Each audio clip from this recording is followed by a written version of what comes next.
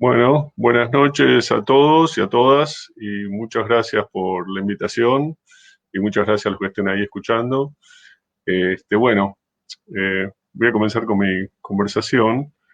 Lo que quería presentar hoy son algunos resultados preliminares o más bien algunas hipótesis de un trabajo que vengo desarrollando con, con Nicolás Viotti y con Pirosh Cachuri, dos colegas queridos, eh, sobre la construcción de las constelaciones terapéuticas en dos ciudades latinoamericanas, que son Buenos Aires y Río de Janeiro. Así que cuando hable de nosotros no es porque estoy usando el yo majestático, sino porque somos tres los que hacemos este trabajo, simplemente. Eh, esta investigación discute de manera crítica con dos formas de entender el fenómeno de constitución de lo que podríamos llamar como culturas psi, ¿no? La primera es aquella que, poniendo foco en el psicoanálisis, considera que este es un saber único, de carácter irreductible a toda otra forma de saber, debido a las características del sujeto principal, que también es único, ¿no? Es el inconsciente.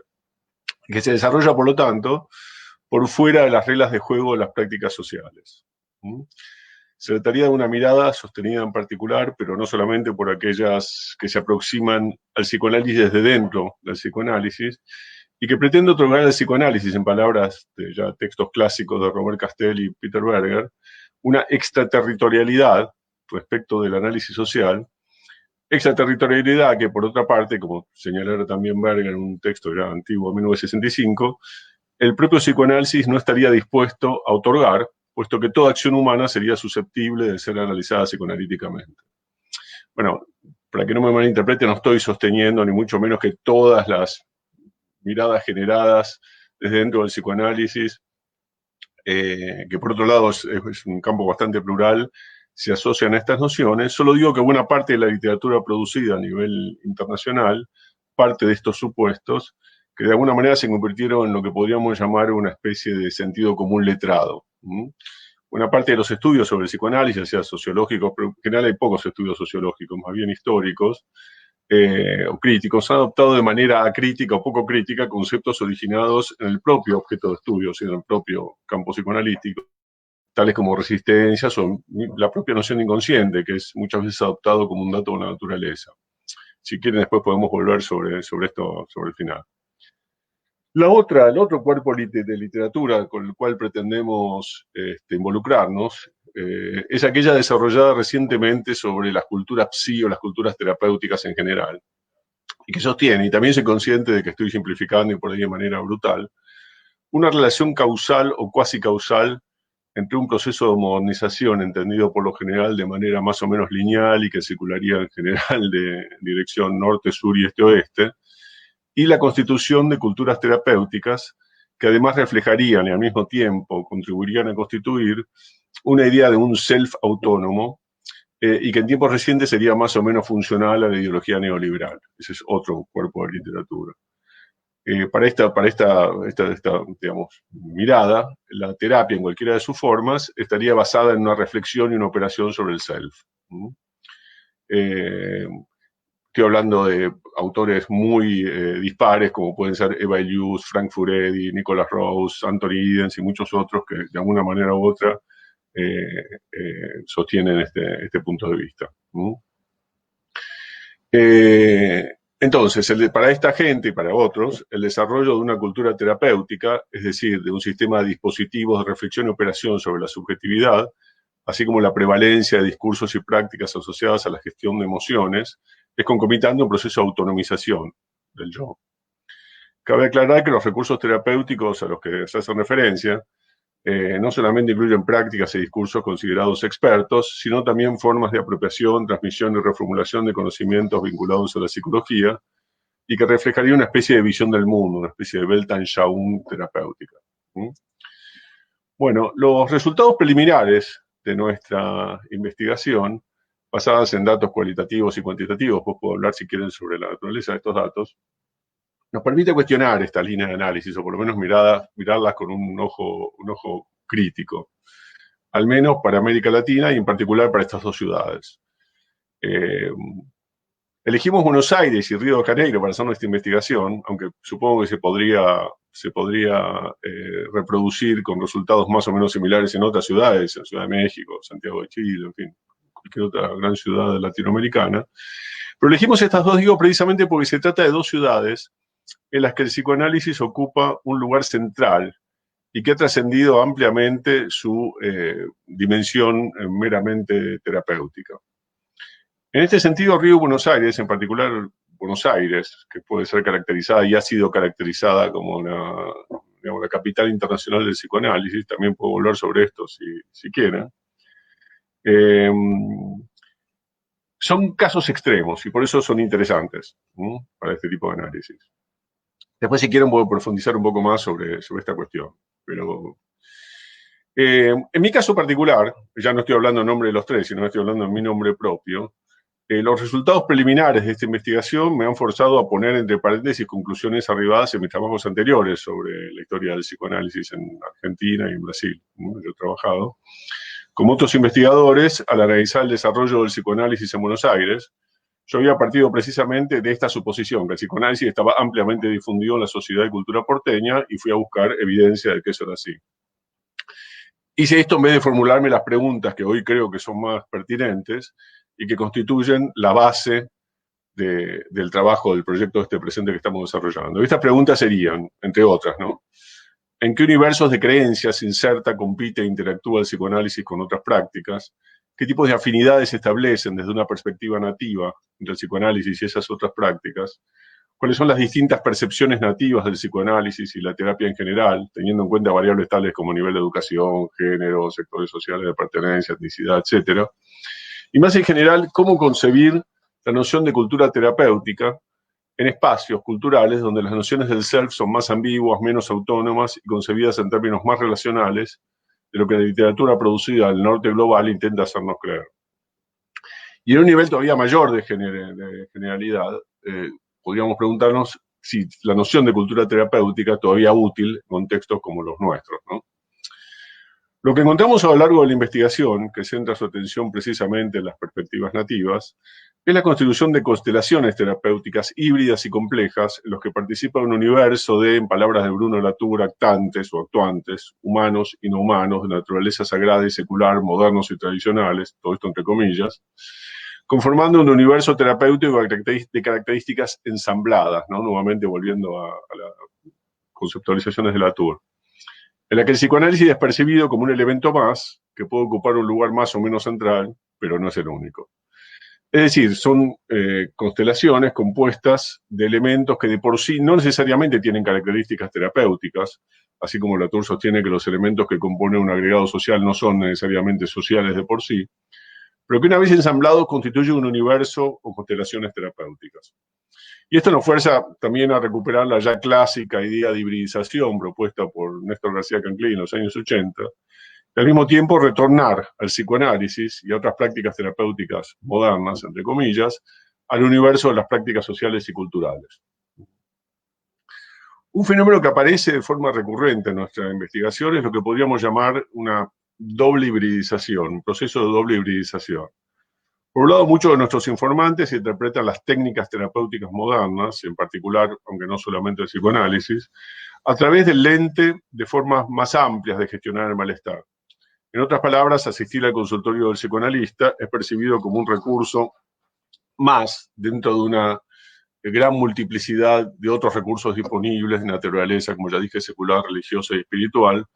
Pero por otro lado, también es cierto que lo que se dio a llamar una mente o cultura terapéutica está presente, al punto que en ocasiones formas supuestamente tradicionales o alternativas de curación son reinterpretadas en referencia a marcos conceptuales asociadas a las prácticas terapéuticas modernas y al psicoanálisis en particular.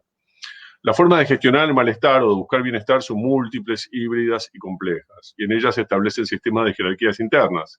En otras palabras, aunque la psicoterapia moderna y el psicoanálisis pueden formar parte de diversas constelaciones, no en todas ocupan el mismo lugar. Ahora vamos a ver algunos ejemplos.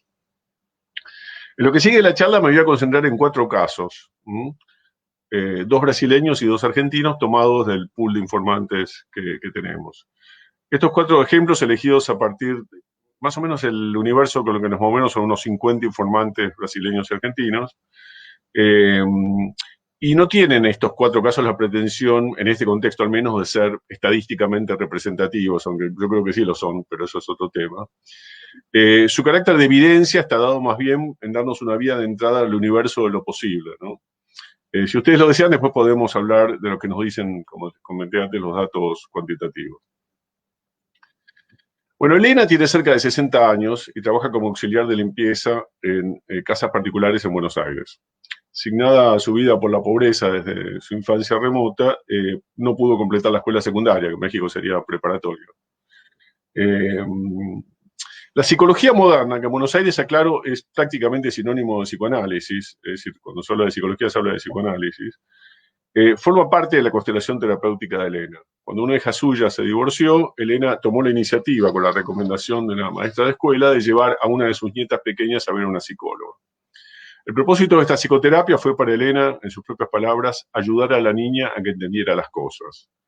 Pareciera entonces que la psicología constituye para Elena un saber adecuado no solo para paliar el efecto de situaciones traumáticas, como puede ser la separación de los padres para una nena, sino además que el consultorio de la psicóloga es un espacio apropiado para entender cosas.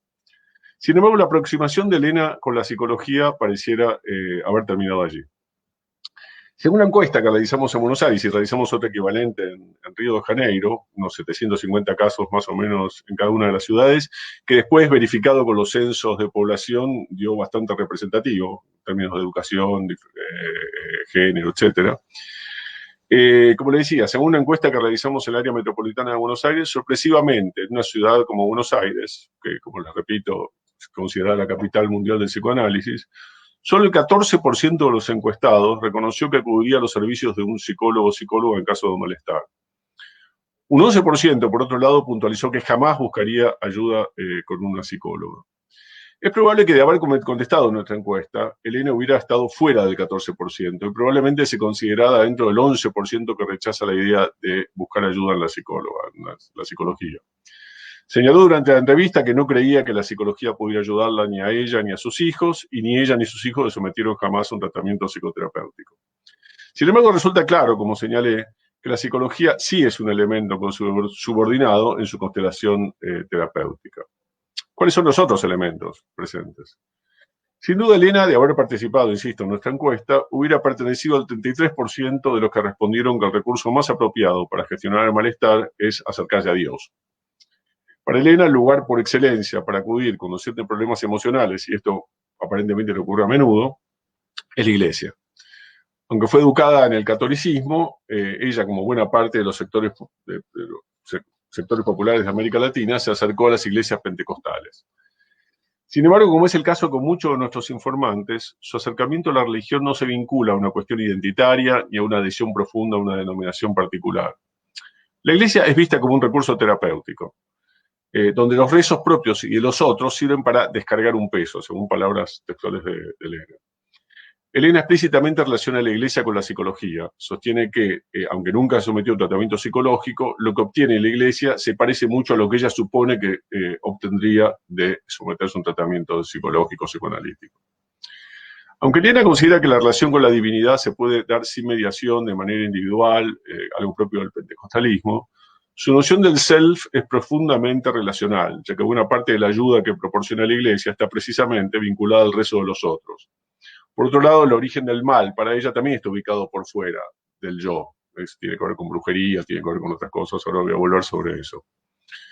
Como casi todos nuestros informantes, tanto brasileños como argentinos y como casi totalidad de los encuestados, Elena rechaza de plano la posibilidad de consultar hechiceros y curanderos.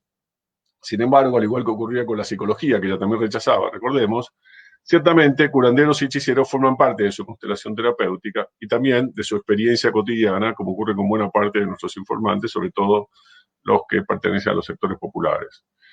Una de sus vecinas, que además es amiga, es una curandera que también practica actos de hechicería, trabajos. Pero el contacto más dramático que Elena tuvo con la hechicería fue cuando uno de sus sobrinos pequeños fue víctima involuntaria de un trabajo de brujería destinado al padre del niño, es decir, al hermano de Elena. El niño, sin querer, pisó el objeto que encarnaba ese trabajo y cayó víctima de una enfermedad misteriosa que terminó con su vida en poco tiempo, a pesar de los esfuerzos de médicos y de otros curanderos que le advirtieron que la imposibilidad de curarlo, ya que según ellos se trataba de un trabajo muy bien hecho. Elena no solamente asiste a la iglesia pentecostal, sino que es devota de santos populares, más o menos aceptados por la iglesia católica en particular. Ella venera a San Expedito, que es el patrón de las causas urgentes, más tolerado que aceptado por las autoridades eclesiásticas que han puesto en duda incluso su existencia, ¿no? Pues ya no forma parte del canon. En una ocasión, la imagen del santo que ella tiene en un pequeño altar junto a la foto de ella y otros miembros de su familia, protegió no solamente la casa de Elena en ocasión de un incendio, que ella atribuye a un trabajo, sino también personalmente a ella y a los otros miembros de su familia cuyas fotos estaban alrededor de la imagen del santo. Entonces, la constelación terapéutica de Elena está compuesta de un universo de elementos de origen nacional y transnacional, modernos y tradicionales, humanos, psicólogos, curanderos, ministros de la iglesia, otros fieles médicos, y no humanos, San Expedito, la brujería como ente autónomo capaz de causar el mal a quien no estaba dirigida, etc. La psicología ciertamente es parte de esta constelación, pero coexiste y compite con todo un universo de otros especialistas de la cura. Por otra parte, la noción del self de Elena difiere ampliamente de los estereotipos asociados a las culturas terapéuticas, ya que se define en términos esencialmente relacionales, donde la autonomía coexiste con factores externos, ¿cierto? Bueno, resulta interesante contrastar el caso de Elena con el de Eliana. Se llaman parecido, pero son dos personas distintas, porque además Eliana vive en Río de Janeiro, es una peluquera carioca de edad y background social y educacional similar al de Elena. La primera diferencia, sin embargo, entre las trayectorias terapéuticas de ambas es la fuerte presencia de religiones afro y del espiritismo en el caso de Eliana, de la brasileña. Esto se verifica en casi todos nuestros informantes brasileños, independientemente del background social o educacional o sociocultural. Eliana fue criada en un ambiente donde circulaban entidades vinculadas a religiones afro o de origen afro-brasileña, que ahora ella, desde su mirada pentecostal, identifica con el demonio. Una hermana menor de Eliana fue internada con un diagnóstico de esquizofrenia en un hospital psiquiátrico, pero en realidad, la versión de Eliana, la causa de esta enfermedad fue el demonio que pretendía cobrarse una deuda que la madre había contraído con él, o sea, con el demonio, en un terreno de Umbanda. Eliana también frecuenta una iglesia pentecostal, como dije, pero su nivel de compromiso es muchísimo mayor que el de Elena.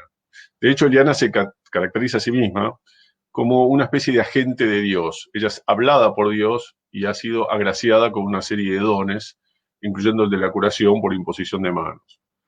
Su contacto con la divinidad es directa, inmediata, personal y permanente. Aunque termina siempre sometiéndose a la voluntad divina, Eliana conversa y negocia constantemente con Dios, que le exige cosas y le amenaza con castigos si ella no cumple. En una oportunidad, relataba, Dios le ordenó que fuera a asistir a una persona en apuros.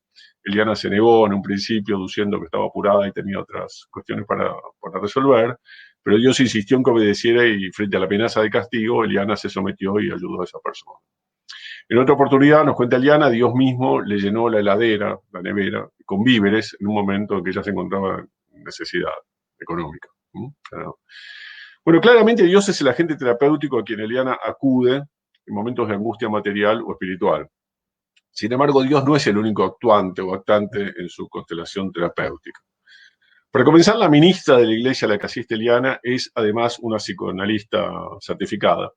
Esta convergencia entre religiosidad popular y psicoanálisis es relativamente común en las áreas urbanas de Brasil. Esta ocurrencia puso a Eliana en contacto con el mundo psi, al cual ella acudió al menos en una oportunidad. Cuando su cuñada, a quien se sentía muy unida, tenía una relación muy estrecha, fue diagnosticada con leucemia e internada en un hospital, Eliana apeló a todos los recursos terapéuticos que tenía a mano. Por un lado intentó apelar a Dios mismo, que por razones que no están claras no obtuvo, sin embargo, la respuesta esperada. Frente a esta situación, contactó a un primo suyo que vivía en el norte de Brasil y que practica, supongo, espiritismo kardeciano, que es también es una religión que es muy común, sobre todo entre los sectores medios brasileños. El primo no podía viajar para ayudar a la cuñada de Eliana, pero se ofreció a enviar a uno de los espíritus curadores con los que trabajan los kardecianos. El problema es que el espíritu, aparentemente, según el testimonio de Eliana, llegó tarde, cuando Vilma, que era el nombre de la cuñada, ya había fallecido. Frente a estas situaciones de angustia, Elena recurrió a una psicóloga psicoanalista. Sin embargo, esta relación terapéutica duró poco y terminó cuando la terapeuta le dio una respuesta frente a una inquietud de Eliana que no era la que ella esperaba.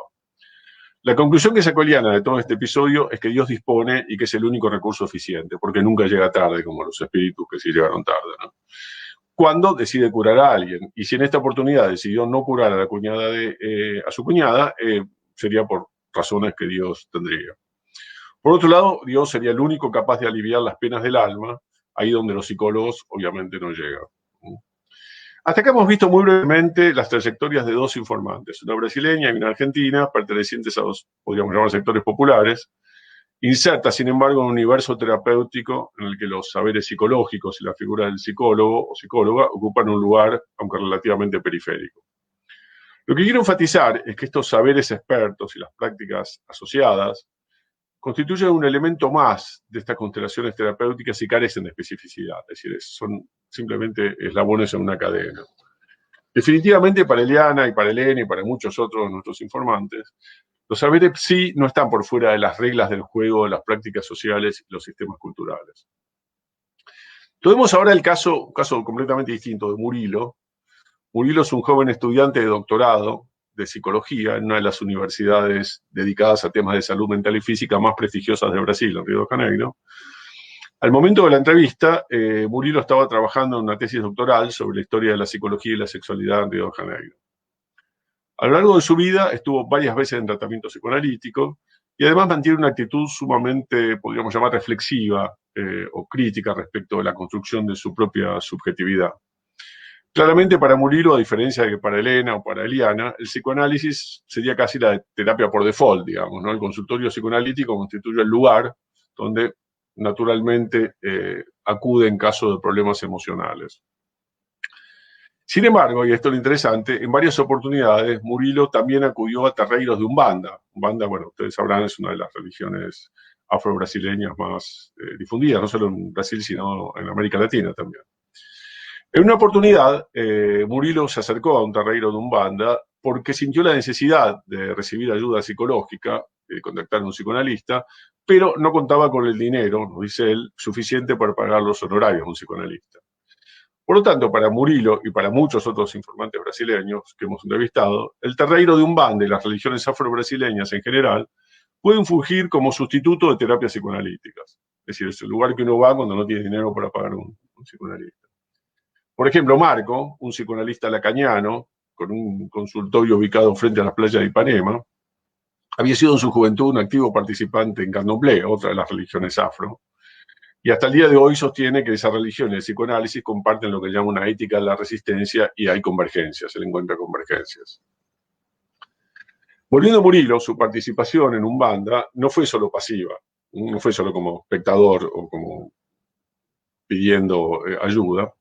En una de las oportunidades en las que frecuentó un terreiro, llegó a incorporar quiere decir encarnar, es decir, son religiones de posesión en las cuales las entidades poseen a algunos de los participantes de los rituales, y Murilo llegó a incorporar a una entidad, un malandro, una de las entidades asociadas a Umbanda, con quien mantuvo una conversación con efectos terapéuticos. Ambos, persona y entidad no humana, conversaron como amigos de igual a igual según la versión de Murilo.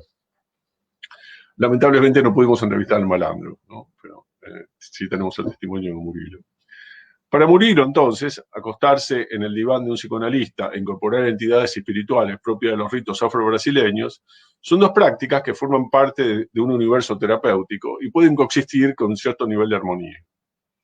De hecho, muchos pais y maes de santos, que son los sacerdotes, digamos, o los oficiantes en estos rituales, perciben su rol como el de terapeutas que acuden a diversos recursos según la naturaleza de la consulta y que reciben y están dispuestos a derivar a sus clientes a consultas psicológicas en caso de necesidad. Estos son testimonios propios de los pais y maes de santos. Un caso extremo tal vez sea el de otra de nuestras informantes, Adriana, una psicóloga que se encontraba en el momento de la entrevista, en el tramo final de su doctorado en la misma universidad donde estaba estudiando Murilo, aunque que yo sepa no se conocen. Aparte de su entrenamiento en psicoanálisis y otras técnicas, ella es una Mai de Santo de Yurema, que es otra religión de origen, en este caso afro-indígena brasileña, digamos, una especie de estas cosas medio sincréticas, ¿no?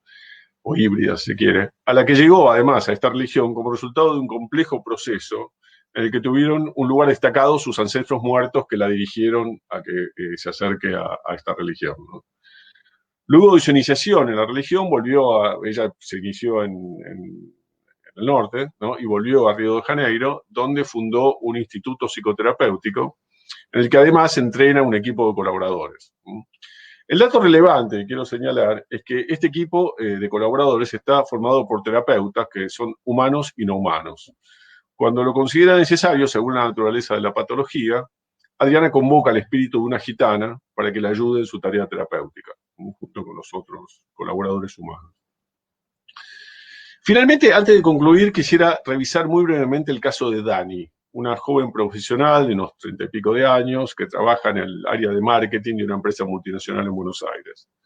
Como otros miembros de la que podríamos ya caracterizar como una clase media educada y globalizada, Dani es lo que podríamos llamar una buscadora de bienestar, más que una gestionadora de malestar. Es decir, su objetivo, y lo dice directamente, el objetivo de ella en la vida es el bienestar.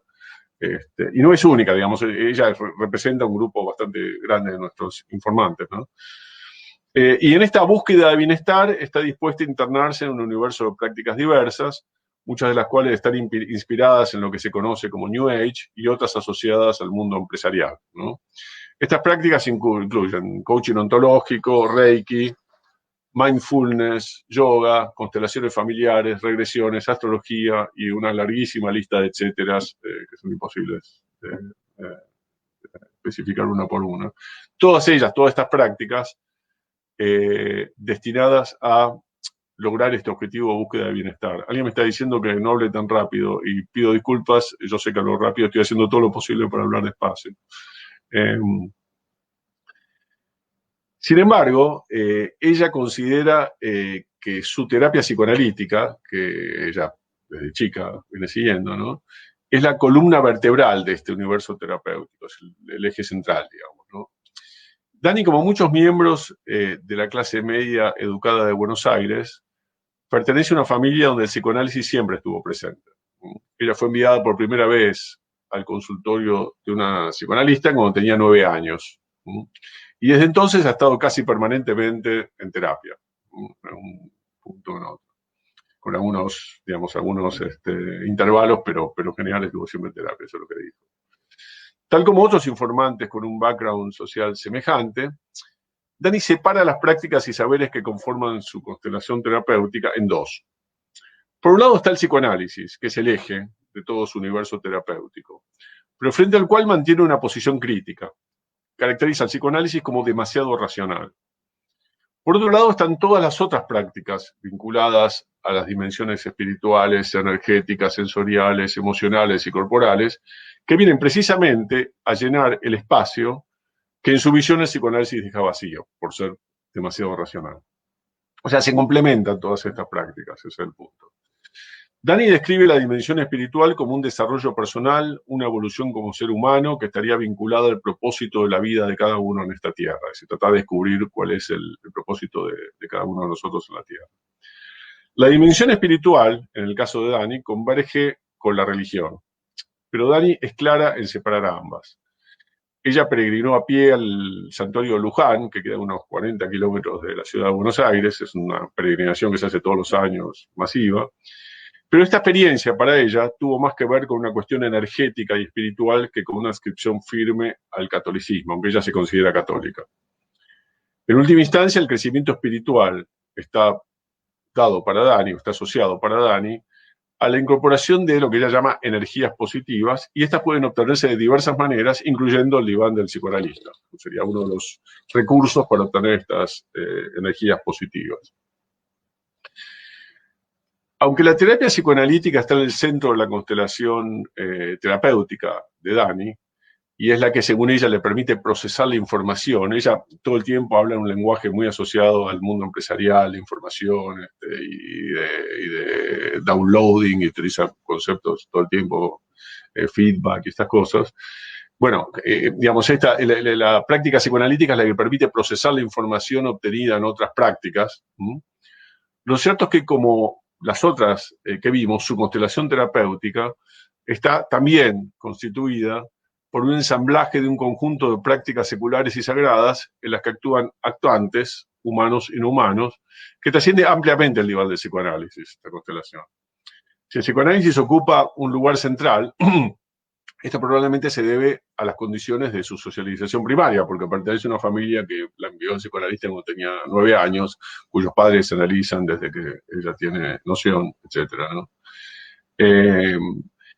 Como Julia, otra de nuestras informantes con un background similar al de Dani, aunque no vinculada al mundo de las empresas, y que también proviene de una familia, en sus palabras, hiperpsicoanalizada de clase media, Julia, esta otra informante, nos puntualizaba que el psicoanálisis tiene una legitimidad mayor que otras prácticas terapéuticas, pero es una legitimidad que ella misma, Julia, se encarga de socavar engañando, estas son sus palabras, a su psicoanalística como una multiplicidad de otras prácticas con técnicas que están muy alejadas del diván, ¿no? Bueno, ¿qué conclusión sacamos de todo esto? Para concluir. Los casos discutidos hasta ahora, y podríamos seguir con muchísimos más, es decir, el objetivo, vuelvo a repetir, no es generar una evidencia estadística, sino que tiene un valor de evidencia en tanto muestra una ampliación del universo de lo posible, ¿no? Al mostrar matices y grietas existentes en los discursos más comunes sobre culturas terapéuticas, sobre psicoanálisis. Ese fue el objetivo de esta presentación, ¿no? No quise ahondar acá demasiado sobre el carácter relacional e híbrido de la subjetividad de nuestros informantes, aunque si quieren podemos volver sobre ello, ¿no? Más bien lo que quería enfatizar son dos cuestiones que nos hacen volver al punto de partida de la discusión inicial. En primer lugar, los resultados, que quiero aclarar son todavía preliminares. Esto va a ser un libro, pero estamos recién analizando los datos de nuestra investigación, nos permiten cuestionar una visión que no por lineal es menos prevalente acerca del proceso de construcción de culturas terapéuticas y por extensión de la modernidad, digamos, ¿no? Y la autonomía del yo. Nuestros informantes participan de diverso grado de eso que se podría llamar modernidad global, a falta de un nombre mejor, que no se me ocurre. Sin embargo, tanto su noción del yo como la diversidad de actantes, humanos e inhumanos, que conforman sus respectivas constelaciones terapéuticas, muestra un universo mucho más complejo y mucho más híbrido que el postulado, que es más postulado que mostrado, debo decir, por buena parte de la literatura vigente sobre estos temas. América Latina es una región del mundo donde los sincretismos y las hibridaciones forman parte, como sabemos, de las múltiples identidades culturales que se han desarrollado históricamente. No se trata de negar que estas complejidades existan también en los espacios culturales considerados centrales, Estados Unidos o Europa, sino que, como señalara Mario Andrade para Brasil, de este lado del Atlántico, esas peculiaridades están más a flor de piel, podríamos decir. El otro punto que quiero enfatizar es que los testimonios de nuestros informantes nos permiten cuestionar también la especificidad y extraterritorialidad del psicoanálisis como saber y como práctica. Especificidad que de los tiempos de Freud, como sabemos, cuando él decía que no estaba dispuesto siquiera a hablar con alguien que no, digamos, asumiera los postulados del psicoanálisis, buena parte de la literatura psicoanalítica se ha encargado de enfatizar, ¿no? Bibliotecas enteras.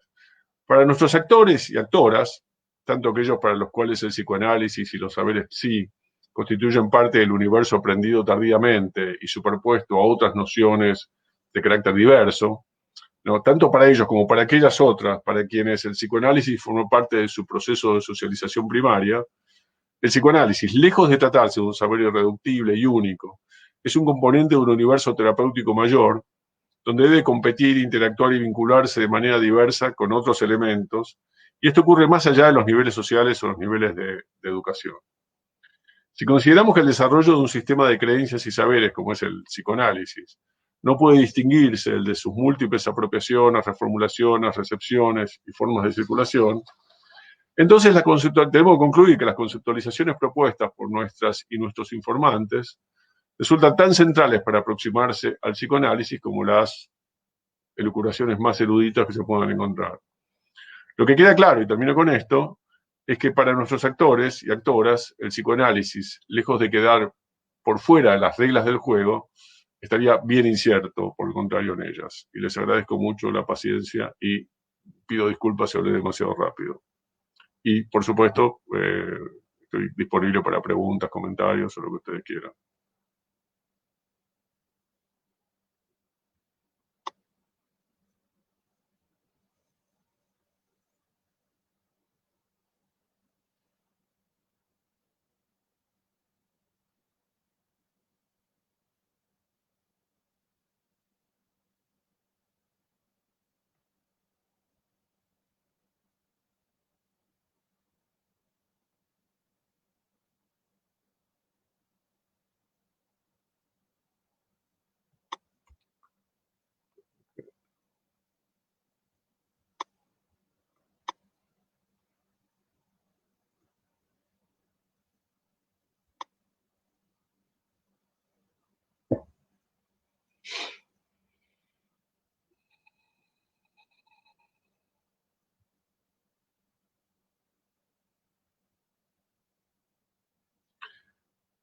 Bueno, acá está Martín Manzanares. A ver, decías que este trabajo te ha llevado a cuestionar tus trabajos previos, en particular los desarrollos de la historia del psicoanálisis a los que habías acudido en la construcción de estos buscar fuentes. Sin embargo, entiendo que este nuevo trabajo está situado al pasado inmediato. ¿En qué forma trastoca aquellas investigaciones resultados según la pueden estudiarse las constelaciones terapéuticas desde, bueno, esta medida, está como le falta algo a esta pregunta, desde no sé qué. Respecto a la pregunta, acá hay una pregunta de Martín Manzanares. ¿Qué tal, Martín? Gracias por tu pregunta. Yo no creo que, es decir, efectivamente mis trabajos anteriores se orientaban hacia un pasado más remoto, te tiene que ver con un pasado reciente. La idea, en realidad, este libro va a incluir también este libro que estamos preparando con Nicolás y con Piroshka. Tiene una dimensión histórica también, que no la presenté hoy, pero que estamos trabajando sobre ello. En realidad lo que vemos es que la complejidad de estas constelaciones, es decir, tal vez si mirándose el pasado se vuelve todavía mucho más complejas, digamos, donde la presencia de otros prácticas y otros actantes es tal vez mucho más clara incluso que en el presente, por lo menos según las conclusiones preliminares que pudimos obtener. Así que creo que sí, que trastoca esas investigaciones. Pero en realidad el punto más importante creo que es el universo de preguntas de las cuales comienza tanto mis investigaciones anteriores como esta. Ojo, no estoy diciendo que lo que dije hasta ahora es falso. Simplemente digo que esto me abrió un universo de preguntas y de cuestiones que yo no había tomado en cuenta y que creo que cualquier trabajo sobre la historia del psicoanálisis o las prácticas terapéuticas en general que no toma en cuenta este tipo de cuestiones, padece de esos problemas que yo traté de expresar desde el principio de la charla. Eso es lo que yo creo ahora, ¿no es cierto? Pero vamos a ver a dónde me lleva el trabajo hasta el final, ¿no?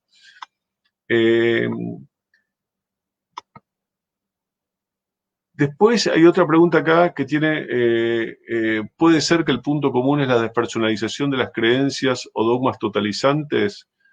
No sé si termino de entender la pregunta de Laura Luna. Vos decís que estos fenómenos que yo traté de exponer tienen que ver con la despersonalización de las creencias, con la despersonalización de las creencias o dogmas totalizantes. No termino de entender qué es la despersonalización de las creencias. Si lo puedes aclarar más, te agradecería. De todas maneras, lo que sí te puedo decir es que ninguna de las personas que nosotros entrevistamos muchas, incluyendo algunos ministros de la Iglesia Pentecostal, sobre todo en Brasil, ninguno de ellos mostró que la construcción de su constelación terapéutica tuviera que ver con una ascripción firme a un sistema de creencias determinado, sino que más bien lo que se ve es una hibridación, ¿no? Un nivel de hibridación bastante grande. Digo, más allá de las creencias religiosas de cada uno, pero a la hora de buscar ayuda en momentos de malestar, esto se vuelve una cosa bastante híbrida, digamos, y eso parece que es parte de lo interesante de esta investigación, ¿no? Acá está la pregunta de Bere Yasso que dice, ¿qué pensado, Mariano, que lleva a las personas a preferir otras prácticas al psicoanálisis? Bueno, la pregunta sería, ¿por qué deberían preferir el psicoanálisis a otras prácticas, ¿no? Me parece que la pregunta lleva implícita esta idea de que hay algo muy específico y muy casi natural en la preferencia de la gente por el psicoanálisis. Lo que muestra, me parece, este trabajo es que eso, por lo menos en el contexto en el cual nosotros estuvimos investigando, no es así, o por lo menos tiene muchas grietas esa idea, ¿no? Acá hay otra pregunta que dice, ese libro sin duda será muy útil como fascinante. ¿En tu opinión esas prácticas socavan el psicoanálisis? No, digo, ¿qué quiere decir socavan el psicoanálisis? Yo creo que no, yo creo que simplemente lo que muestran es que el psicoanálisis es una práctica mucho menos específica de la que en general estamos acostumbrados a creer y que por lo tanto se desarrolla en coexistencia, competencia, articulación con una infinidad de otras prácticas. Lo que pasa es que si uno solo mira el psicoanálisis, que es el parte, la autocrítica que me hago, mira principalmente el psicoanálisis, se pierde toda esta dimensión de matices y hibridaciones que uno encuentra cuando la mirada es más general, ¿no? Acá hay otra pregunta que dice, la mayoría de técnicas de intervención psicoterapéutica se originan desde el psicoanálisis, ¿cuál es la más significativa? Bueno, yo no estoy seguro que la mayoría de las técnicas de intervención psicoterapéutica se originan del psicoanálisis. Hay toda una corriente que tiene que ver con el conductivismo y con las terapias de tipo cognitivas que no se originan del psicoanálisis. ¿Y cuál es la más significativa? Y por supuesto todas estas prácticas psicoterapéuticas que no tienen que ver con saberes expertos o tienen que ver con otro tipo de saberes expertos que acabo de mencionar, digamos, no tienen un origen psicoanalítico, ¿no? Y la más significativa depende de cómo se construyen estas constelaciones terapéuticas, me parece, ¿no? Es decir, también depende de los espacios sociales. Es decir, en Colombia, por ejemplo, por lo menos en la ciudad de Bogotá, que es la que conozco yo, o que ignoro menos, hay una fuerte impronta de las terapias de tipo cognitivas, ¿no? Y ahí el psicoanálisis, digamos, no tiene la importancia que tiene en otros lados. En Argentina, definitivamente, sobre todo en Buenos Aires. No quiero hablar de Argentina, quiero hablar más bien de la ciudad de Buenos Aires y algunos otros centros urbanos importantes. Efectivamente, el psicoanálisis tiene una importancia muy grande. Recuerden, digo, para poner un ejemplo, y ya no a nivel solamente terapéutico, que ahora es expresidente Macri asumió el gobierno en 2016, 2015, lo primero que hizo fue decir que él estaba en terapia y que pensaba seguir su terapia, y inmediatamente apareció el psicoanalista a explicar qué tipo de terapia le estaba haciendo a Macri, y el Papa Francisco también habló de sus experiencias en terapia. Digo, en Argentina es algo que realmente tiene una prevalencia. Lo que pasa es que no es único, digamos, es parte también de un numeroso universo de prácticas, que es lo que tratamos de mostrar en este libro, ¿no? A ver, esperamos que se me fue. Mariano Perdón se envió la pregunta cortada. ¿Qué crees que lleva a las personas a preferir otras prácticas menos al psicoanálisis? No entiendo la pregunta. A preferir otras prácticas menos al psicoanálisis. O sea, que prefieren otras respecto del psicoanálisis. Si es esa la pregunta, bueno, creo que ya la contesté. Habría preguntarse también el sentido contrario. Pero bueno, si no entendí la pregunta, te pido por favor que la repitas porque creo que no la entendí. Después, acá, Mariano Rupertus, mi querido colega y amigo, con quien he escrito un libro hace poco, me dice, muchas gracias Mariana, vuestro trabajo muestra que es necesario aceptar una desustancialización de las categorías psi para incorporar la complejidad de esas constelaciones y relaciones terapéuticas, tal como lo muestra el caso brasileño y argentino. ¿Crees que aceptar esto de parte de los mismos psicoanalistas implica rebasar un claro etnocentrismo?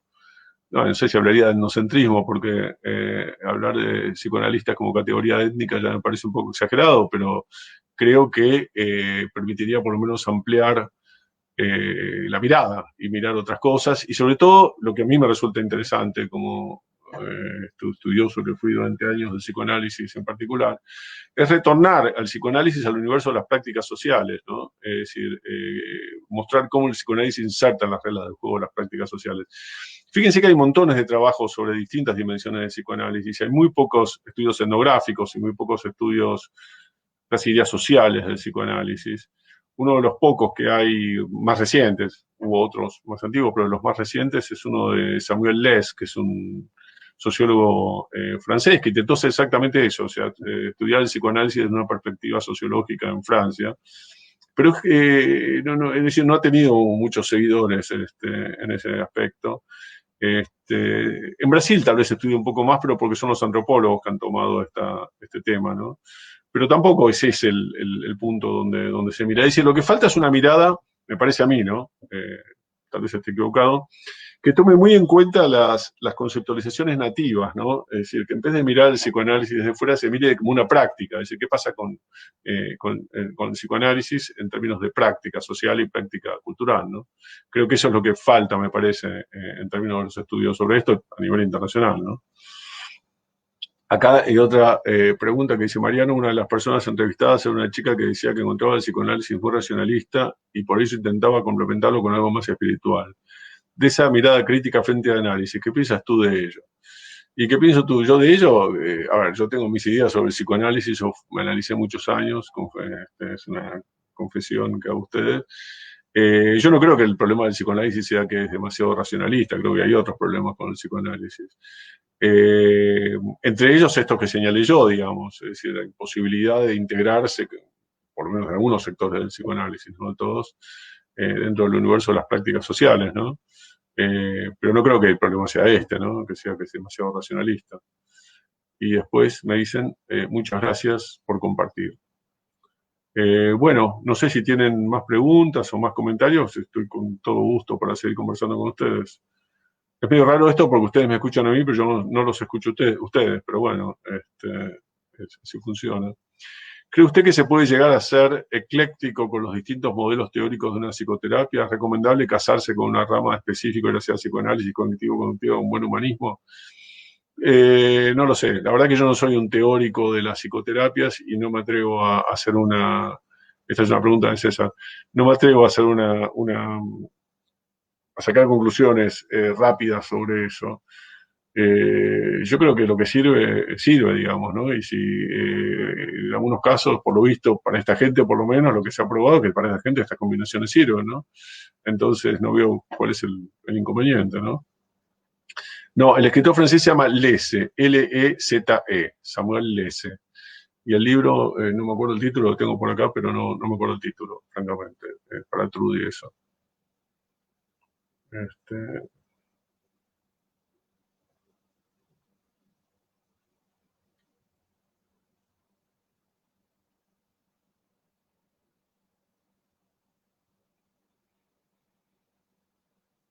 no sé si tienen más preguntas o comentarios.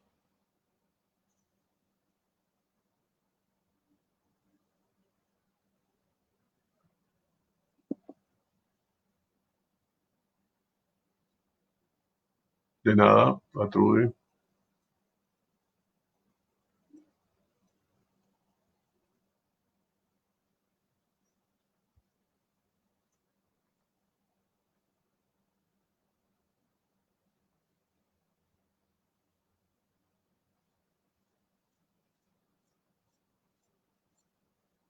Exactamente, ese es el libro, Nicolás, L'autorité des psychanalystes.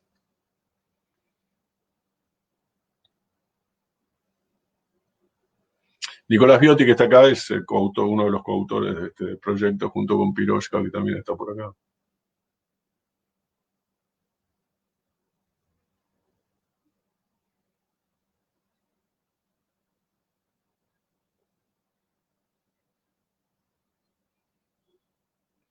Acá hay otra pregunta, es esa, ¿se recomienda a la gente que quiere entender el psicoanálisis, pero se desaniman en el proceso por lo complejo del mismo? Sí, en realidad ahí se podría hacer otro tipo de estudio, por lo complejo del mismo, por lo lento. Muchos de nuestros informantes, ese fue digamos, uno de los cuestionamientos del psicoanálisis, que era lento y que no resuelve los problemas, la eficacia. Hay un testimonio que recogió Nicolás Viotti en una de sus investigaciones previas a este trabajo, que a mí me parece fascinante, creo que me parece más fascinante que el propio Nicolás. Él trabajaba sobre, y ya que está acá, después si quiere, él puede decir algo más sobre esto. Estaba trabajando sobre el catolicismo carismático en Buenos Aires, y una de sus informantes le dice que ella se había acercado a la iglesia carismática porque había estado 20 años en el diván del psicoanalista y no le ha servido para nada. Y que ahora ella llegó y que el Espíritu Santo le solucionó los problemas en 48 horas. Y esos problemas iban desde un cáncer de garganta hasta problemas psicológicos y que, bueno, también, y que el Espíritu Santo era más completo que el psicoanalista, porque no solamente apelaba a la dimensión espiritual, sino también al inconsciente y también resolvía cuestiones físicas, ¿no? Y a mí lo que me pareció fascinante de entrada en ese testimonio es la cantidad de cosas que dice sin decir esa mujer, ¿no? Por lo pronto está pasando de una práctica secular a una práctica religiosa, lo cual, digamos, va a contrapelo de todas las teorías de la modernización. Pero en segundo lugar, lo que ella esperaba, la manera en que ella evaluaba esas prácticas religiosas, en este caso la iglesia carismática, ¿no? Las prácticas curativas de la iglesia carismática, eran criterios absolutamente modernos vinculados a la eficacia, es decir, simplemente el Espíritu Santo era más eficaz que el psicoanalista que le había tenido 20 años en el diván, ¿no? Con lo cual uno supone que si uno fuera con una pastilla que le dice esto te va a curar en vez de 48 horas en 6, ella cargaría el Espíritu Santo y se iría a tomar la pastilla. Bueno, ahí tenemos, digamos, ¿no? Cómo de vuelta el psicoanálisis está coexistiendo y está articulándose con un montón de otras prácticas religiosas y seculares que son, digamos, de alguna manera evaluadas con criterios diferentes, ¿no? Pero me parece que ese es un muy buen caso que tal vez ilustra un poco esto que pregunta César, ¿no?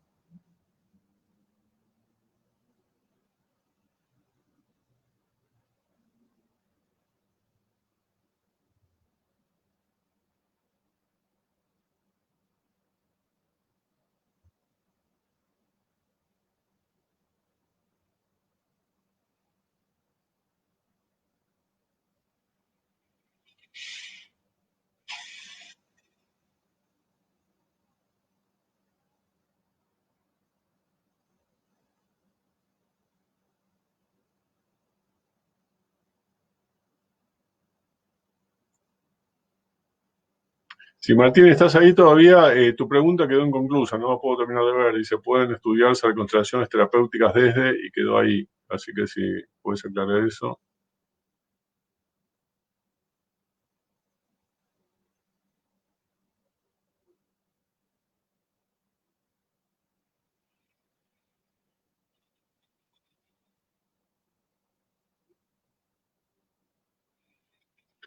Bueno, no sé, parece que no hay más preguntas ni comentarios. Ah, sí, ahí hay. Ah, bueno, gracias Trudy por tus conceptos.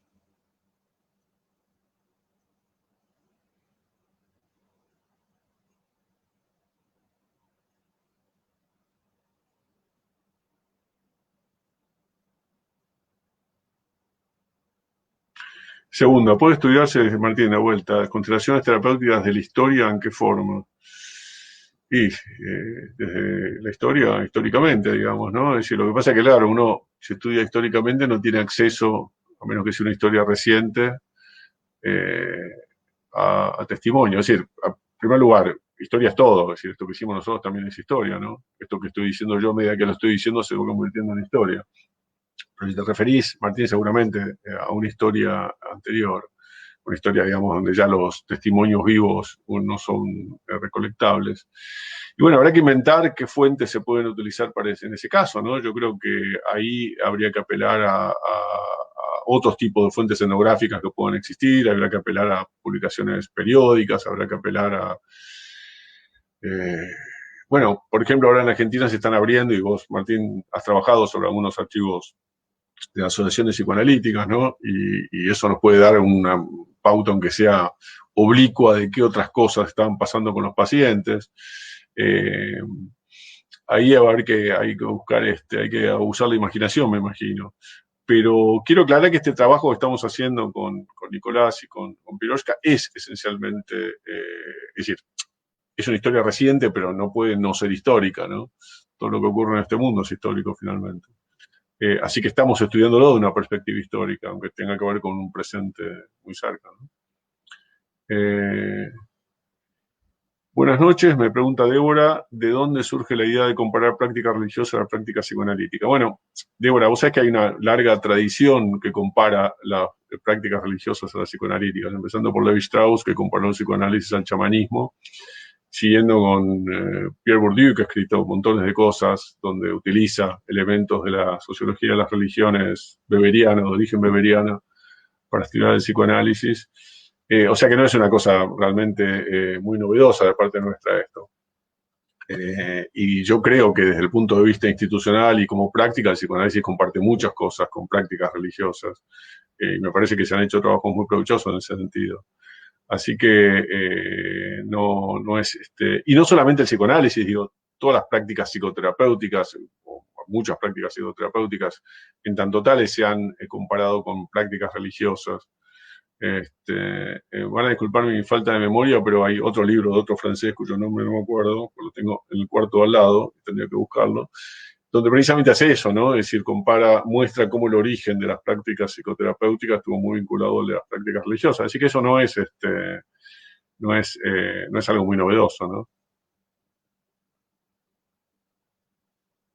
Pero en este caso lo que me interesa, quería claro que no se interesa, volviendo a la pregunta de Débora, que veo que es amiga o se conoce con Piroshka además, es que, es decir, no pensar las prácticas religiosas en tanto tales, no es hacer una sociología de las religiones que nos interesa, sino pensarlas desde el punto de vista nativo, es decir, cómo los actores piensan esas prácticas y cómo las ven como prácticas terapéuticas también. Es decir, no es que nosotros estamos tratando de sugerir que el psicoanálisis y ir a la iglesia pentecostal es lo mismo o es parecido. Estamos dejando hablar a nuestros informantes, digamos. Y la persona que te dice, bueno, cuando me siento mal voy a la iglesia, pero también voy al psicólogo, digamos, eso es lo que nos interesa a nosotros, ¿no? Es decir, digamos, a ver, esa es la conclusión, no es el punto de partida. En todo caso, es la conclusión que surge de los propios datos y de las propias fuentes de los informantes, ¿no?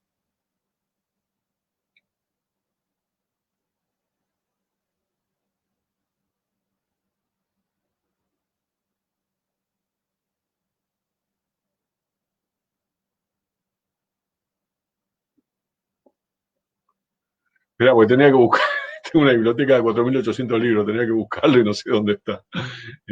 Pero si me mandás un mail, te lo busco para mañana y te digo la cita exacta. Eso para César. Me pide que busque el libro en otro cuarto.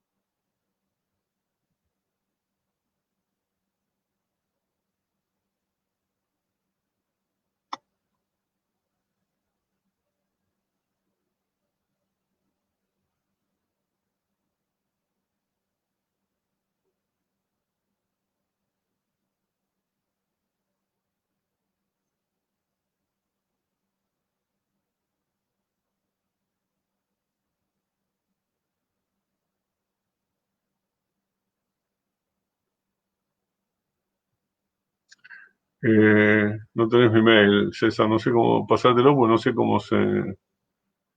eh, no sé cómo escribir comentarios yo acá, creo que no puedo. Eh, no sé cómo pasarte el mail, César, la verdad. Por ahí los organizadores te lo pueden pasar, porque no tengo acceso a yo escribir comentarios en este sistema, o por lo menos no sé cómo se hace. Eh, pero bueno, por ahí Nicolás o Piró, o si lo pueden pasar, pueden poner mi mail, no tengo problema, y si alguno quiere escribirme, que lo haga. ¿Eh? Ahora alguien lo va a poner seguro.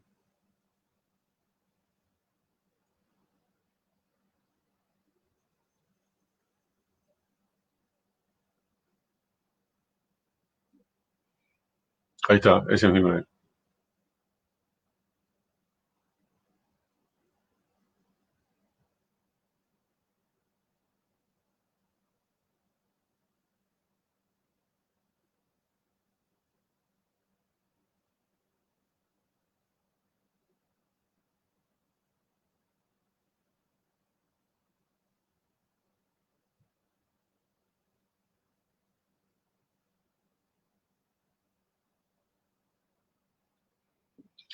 Bueno, parece que no hay más preguntas, así que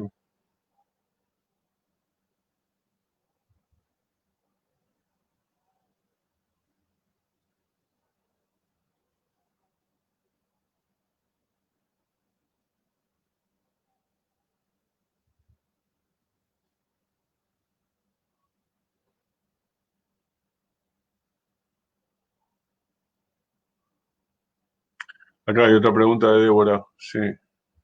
Volviendo a la referencia que hiciste en cuanto a Levi Strauss y Bourdieu, no fueron analistas, no, claro que no fueron analistas. Y esa es parte de la cuestión. Los trabajos tal vez más ricos que se han hecho sobre el psicoanálisis han venido en general de afuera del campo psicoanalítico. Y yo creo que esa es parte de lo que es interesante de esto, ¿no? Levi Strauss tiene una cita muy interesante que la cita Les en el libro ese que les comenté, ¿no? Cuando dice que fue a escuchar uno de los primeros seminarios de Lacan, habían invitado, y él dice, bueno, yo estaba ahí escuchando y yo no entendía nada. Lo que me llamó la atención es que todo el resto parecía que sí entendían, ¿no? Y yo debo confesar que, obviamente no me estoy comparando con Levi Strauss ni mucho menos, pero sufrí algo parecido. Tampoco escuché a Lacan, digamos, así que todo es un nivel más pedestre. Pero recuerdo cuando estaba haciendo mis investigaciones, fui a montones de charlas de analistas lacanianos y yo tenía la misma sensación, que el único que no entendía era yo, lo que pasaba ahí. Así que, no sé, ese es parte del problema, me parece.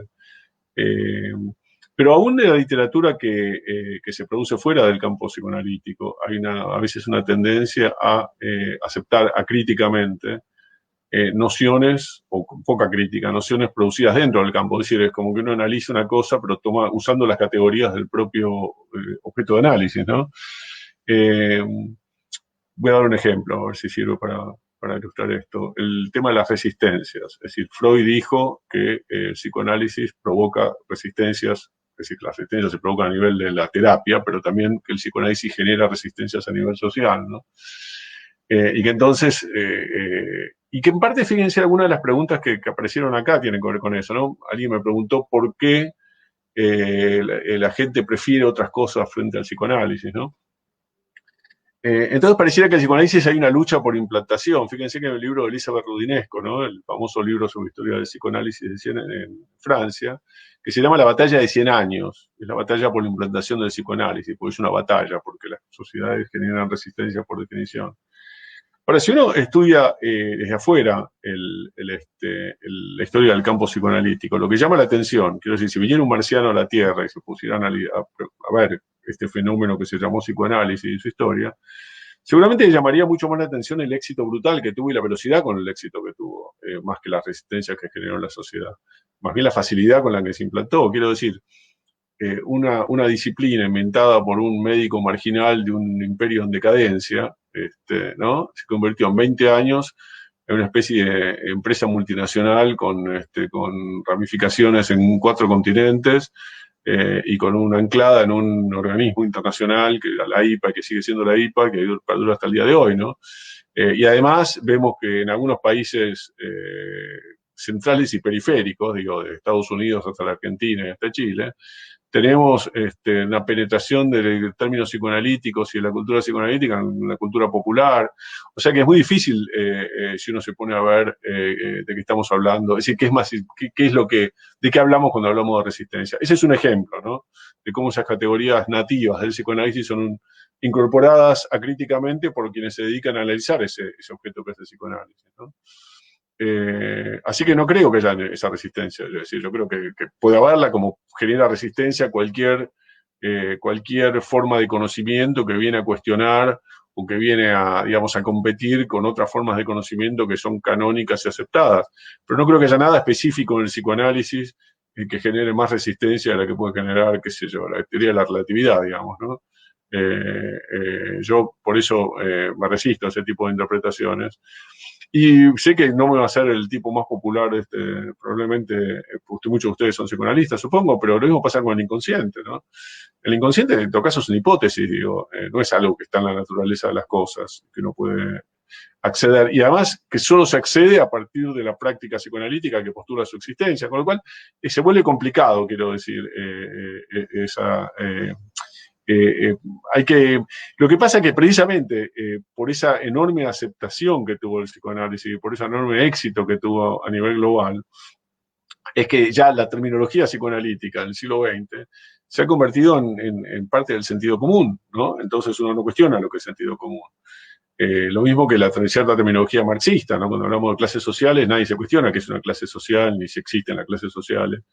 Este, yo creo que el psicoanálisis y el marxismo son los dos sistemas de creencias y de conocimiento que han de alguna manera modelado el siglo XX, ¿no? Todavía no sabemos qué va a pasar con el XXI.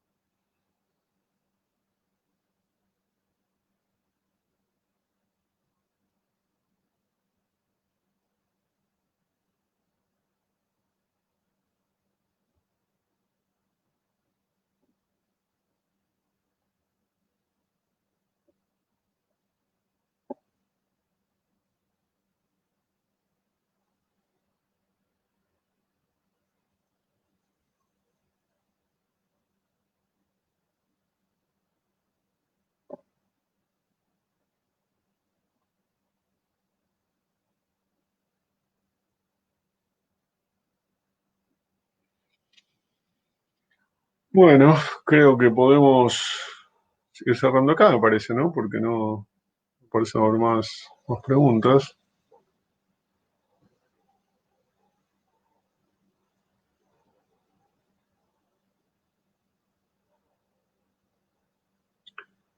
Bueno, creo que entonces llegó el momento de la despedida. Les agradezco enormemente, no solamente la paciencia y las ganas de escuchar, sino además las preguntas de ustedes que han sido muy enriquecedoras y le agradezco profundamente a los organizadores de Yoica por esta invitación. Y espero que sigamos en contacto. Ahí tienen mi mail, así que si quieren escribirme, con todo gusto estoy a disposición. ¿Eh? Así que bueno, les agradezco mucho y creo que me despido acá. No sé cómo seguimos con esto.